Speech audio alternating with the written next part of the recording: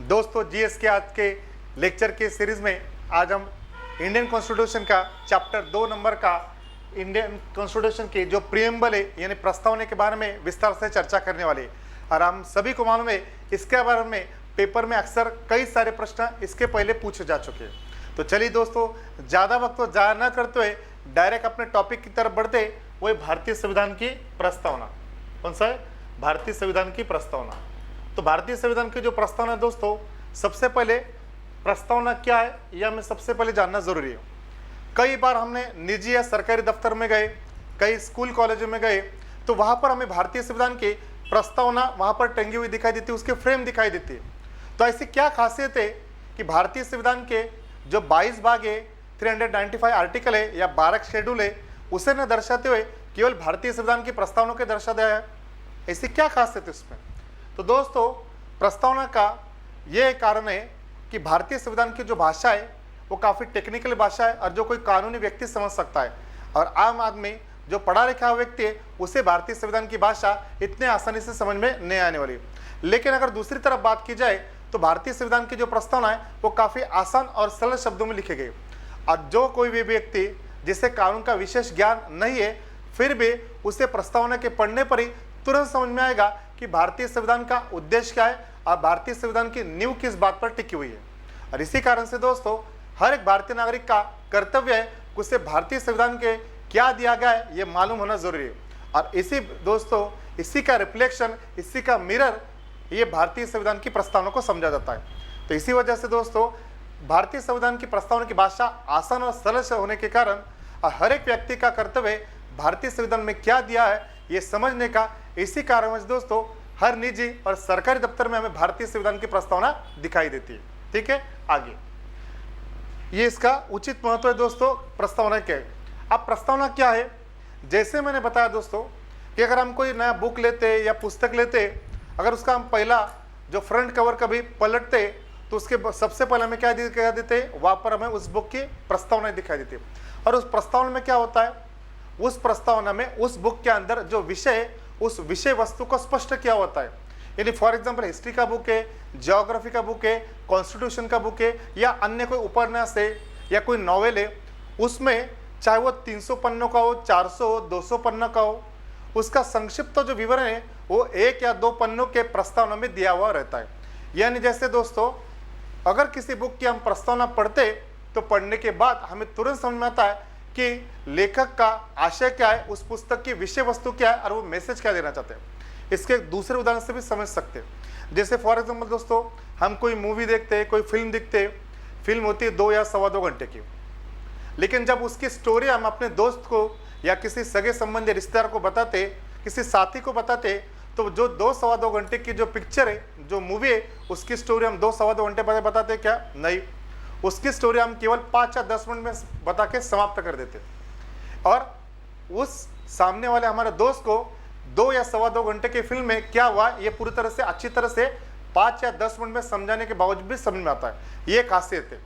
यानी दोस्तों इन शॉर्टली क्या है, ये हम क्या कर रहे, उस मूवी की वहां पर हम समरी बता रहे, और जो प्रस्तावना है भारतीय संविधान की वो भी हमारे पूरे कॉन्स्टिट्यूशन की समरी है, उसका पूरा जो निचोड़ है दोस्तों वो भारतीय संविधान की प्रस्तावना में आया हुआ है।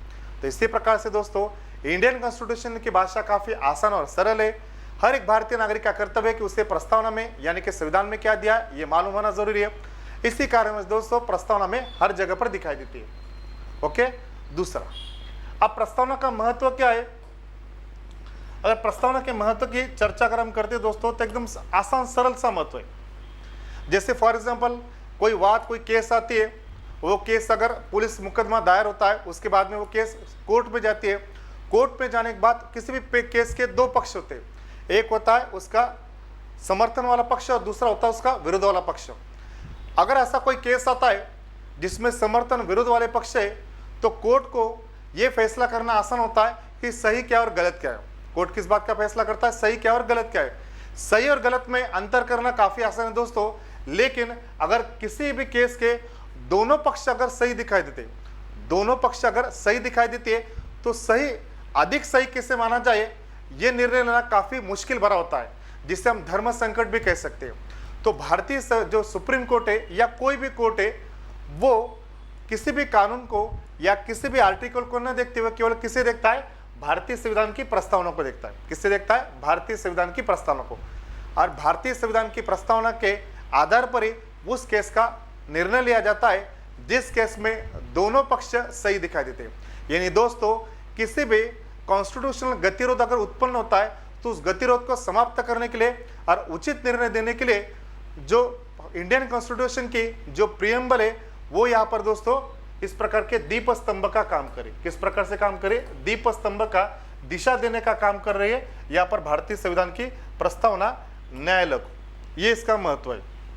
यानी कोर्ट में कोई भी फैसला जाता है, जैसे मैंने पहले बताया कि कोई कुछ ऐसे फैसले है जिसका निर्णय देना एकदम सही नहीं होता है। जैसे हम सभी जानते हैं 1960 में केस आई थी बेरूबारी केस। तो बेरूबारी केस में क्या हुआ था? बेरूबारी केस ने पंडित जवाहरलाल नेहरू ने भारत का जो हिस्सा है बेरूबारी वो पाकिस्तान को दे दिया था। और जब बात आई संसद में तो पंडित जवाहरलाल नेहरू ने क्या कहा था? पंडित जवाहरलाल नेहरू ने यह कहा था कि मैंने जो हिस्सा पाकिस्तान को दिया है वो भारतीय संविधान के भाग 1 और आर्टिकल 3 के तहत दिया है। आर्टिकल 3 में तो ऐसा कोई प्रावधान ही नहीं है। आर्टिकल 3 में जो प्रावधान दिया गया है वो भारत के राज्यों के क्षेत्रों में, सीमाओं में, नावों में बदलाव करने के संबंध में, यहाँ पर दूसरे राष्ट्रों को देने के संबंध में नहीं है। तो इसी फैसले को दोस्तों इंडियन कॉन्स्टिट्यूशन के केवल प्रस्तावना को सुप्रीम कोर्ट ने देखा और निर्णय ये लिया, भाग तो दिया गया है उसे तो वापस नहीं लिया जा सकता। फिर आगे क्या करना है? तो आगे ये करना है कि जो भाग दिया है उसे कॉन्स्टिट्यूशन अमेंडमेंट करनी जरूरी है। तो हमने भारतीय संविधान की वहां पर अमेंडमेंट की, संविधान का संशोधन किया और वो भाग हमने पाकिस्तान को जो दिया है बेरूबारी का, उसे संवैधानिक दर्जा प्रदान किया। तो इस प्रकार से दोस्तों हर वो केस जिसमें संवैधानिक गतिरोध निर्माण होता है और निर्णय देना एकदम मुश्किल भरा होता है, उस समय पर दिशा देने का काम कौन करता है? भारतीय संविधान की प्रस्तावना करती है। ठीक है, तो आशा करता हूँ भारतीय संविधान की प्रस्तावना क्या है वो आपको समझ में आए और भारतीय संविधान की प्रस्तावना का महत्व क्या है वो भी आपके समझ में आए। तो चलिए दोस्तों, इंडियन कॉन्स्टिट्यूशन के प्रस्तावना से संबंधित कुछ महत्वपूर्ण फैक्ट से फिगर है जो हमें ध्यान में रखने की आवश्यकता है, जिसके बारे में पेपर में अक्सर प्रश्न पूछे गए। एक एक करके देखते हैं। सबसे पहले, प्रस्तावना विश्व में सबसे पहली बार अमेरिका द्वारा संविधान में जोड़े गए। यानी जितने भी विश्व में देश है, जिन भी देशों का लिखित संविधान है, उस लिखित संविधान के शुरुआत में प्रस्तावना जोड़ने का जो कॉन्स्टिट्यूशनल ट्रेंड है वो ट्रेंड किसने सेट किया दोस्तों? वो अमेरिका द्वारा सेट किया गया। किसके द्वारा? अमेरिका द्वारा। फिर अमेरिका के बाद काफी सारे देशों ने जो स्वतंत्र हुए, जिन्होंने खुद का लिखित संविधान लिखा, उन्होंने प्रस्तावना की शुरुआत पर वहां पर प्रस्तावना जोड़ी। दूसरा, संविधान के निर्माण का स्रोत क्या है? संविधान का निर्माण का स्रोत क्या है? तो संविधान के निर्माण का स्रोत है दोस्तों स्वयं भारत की जनता। संविधान के निर्माण का स्रोत क्या है? भारतीय जनता। कैसे भारतीय जनता है? हमारे प्रस्तावना की पहली लाइन क्या कहता है? हम भारत के लोग। प्रस्तावना की पहली लाइन क्या कहती है? हम भारत के लोग। और आखिरी लाइन क्या कहती है? इस संविधान को हम अंगीकृत, अधिनियमित और स्वयं को आत्मसमर्पित करते हैं। यानी यहाँ पर शुरुआत की जो लाइन है हम भारत के लोग, और आखिरी जो लाइन है इस संविधान को अंगीकृत, अधिनियमित और आत्मसमर्पित कहते हैं। यानी भारतीय संविधान भारतीय जनता के ऊपर थोपा नहीं गया, जबरदस्ती नहीं की है। ये भारतीय संविधान को स्वयं भारतीय जनता द्वारा स्वेच्छा से समर्पण, स्वेच्छा से समर्थन प्राप्त है। आगे बात समझे? इसी कारण से। और भारत में सर्वोच्च शक्ति कौन सी होगी? तो भारत में सर्वोच्च शक्ति दोस्तों भारत की जनता होगी। न राष्ट्रपति होगा, न सुप्रीम कोर्ट होगा। भारत की सर्वोच्च शक्ति कौन होगा? भारत की सर्वोच्च अंतिम सत्ता ये जनता है। इसलिए हम भारत को लोकतंत्र कहते हैं। क्या कहते? भारत को लोकतंत्र कहते हैं। ठीक है, तो अगर पेपर में प्रश्न आता है कि संविधान के निर्माण का स्रोत क्या है, तो संविधान के निर्माण का स्रोत स्वयं भारत की जनता है। दूसरा, प्रस्तावना निर्माण का स्रोत क्या है, यह अगर प्रश्न आता है तो भारतीय संविधान के प्रस्तावना के निर्माण का स्रोत कौन है? पंडित नेहरू द्वारा प्रस्तुत किया गया उद्देश्य प्रस्ताव। 13 दिसंबर 1946 को पंडित नेहरू द्वारा जो उद्देश्य प्रस्ताव पेश किया गया, पंडित नेहरू द्वारा जो उद्देश्य प्रस्ताव पेश किया गया है, इस उद्देश्य प्रस्ताव के द्वारा ही भारतीय संविधान की प्रस्तावना तैयार हुई है। अगर प्रश्न आता है कि प्रस्तावना के निर्माण का स्रोत क्या है, तो उत्तर क्या होगा दोस्तों हमारा? पंडित जवाहरलाल नेहरू द्वारा प्रस्तुत किया गया उद्देश्य प्रस्ताव। चौथा मुद्दा, प्रस्तावना भारतीय संविधान का अभिन्न हिस्सा है। यह भी काफी बार यह सवाल उठा है कि प्रस्तावना भारतीय संविधान का हिस्सा है या नहीं है। इस बार में दोस्तों 3 फैसले, 3 केस काफी महत्वपूर्ण है। सबसे पहली केस है 1973 की, जिसे कहते हैं केशवानंद भारती केस। उसके पहले की 1960 की बेरुबारी केस, और उसके सबसे बाद की केस है 1995 की LIC केस। 1960 के बेरुबारी केस में सुप्रीम कोर्ट ने कहा है कि प्रस्तावना संविधान का भाग नहीं है, preamble of the constitution, it is the not part of the Indian constitution. उसी फैसले को केशवानंद भारती ने 1973 में पलट दिया। क्या पलट दिया? उस फैसले में सुप्रीम कोर्ट कहता है प्रस्तावना भारतीय संविधान का हिस्सा है, preamble of the constitution, it is the part of the Indian constitution. और दोस्तों आगे के 1995 के LIC केस में सुप्रीम कोर्ट कहता है प्रस्तावना केवल भारतीय संविधान का हिस्सा नहीं है, तो वो अभिन्न हिस्सा है, जिससे वहां से अलग या जुदा नहीं किया जा सकता है। ये कहा गया 1995 के LIC केस में। चौथा मुद्दा है दोस्तों, संविधान में केवल एक बार 1976 में 42वें संविधान संशोधन द्वारा बदलाव किया गया है। 1950 से अब 2023 तक लगभग ये 73 वर्षों के समय में दोस्तों भारतीय संविधान के प्रस्ताव में केवल एक बार बदलाव किया गया। कितनी बार? एक बार। वो कब किया गया? वो किया गया वर्ष 1976 में। कौन से संविधान संशोधन द्वारा? 42वें। किसके सरकार द्वारा? इंदिरा गांधी सरकार द्वारा। भारत के स्वर्गीय प्रधानमंत्री श्रीमती इंदिरा गांधी सरकार द्वारा 42वां संविधान संशोधन किया गया। अब भारतीय संविधान के प्रस्ताव में 3 शब्द जोड़े गए। कितने शब्द? 3। कौन से शब्द है? सबसे पहले शब्द है दोस्तों वहां पर समाजवादी।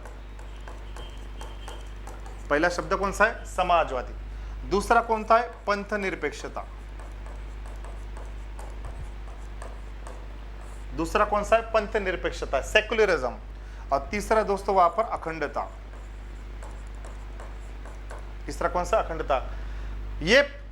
ये जो प्रश्न है ये तो अक्सर बार हर एक पेपर में पूछा गया है। अगर प्रस्तावना से संबंधित कोई प्रश्न पूछने की आवश्यकता होती है तो क्या है? 1976 के 42वें संविधान संशोधन द्वारा भारत के स्वर्गीय प्रधानमंत्री श्रीमती इंदिरा गांधी सरकार द्वारा प्रस्तावना में 3 शब्द जोड़े गए। एक है समाजवादी, दूसरा है पंथ निरपेक्ष और तीसरा है अखंडता।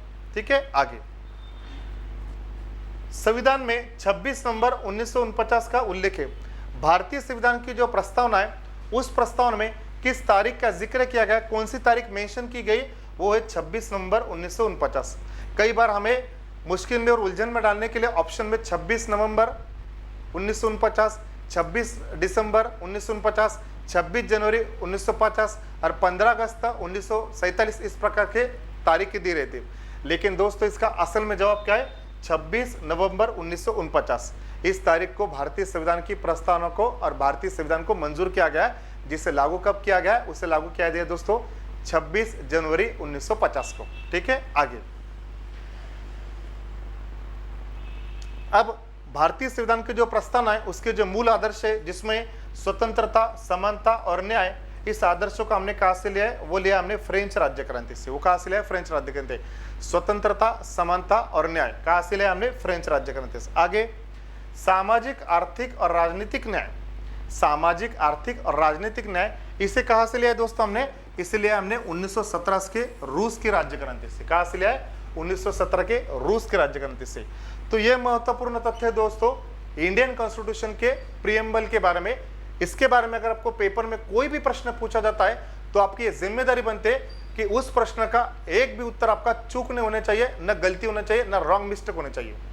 ओके, इसलिए मैंने डिटेल में आपको ये पूरी तरह से लेक्चर में आपको बता रहा हूं। ये इंडियन कॉन्स्टिट्यूशन के प्रीएम्बल के काफी महत्वपूर्ण तथ्य है।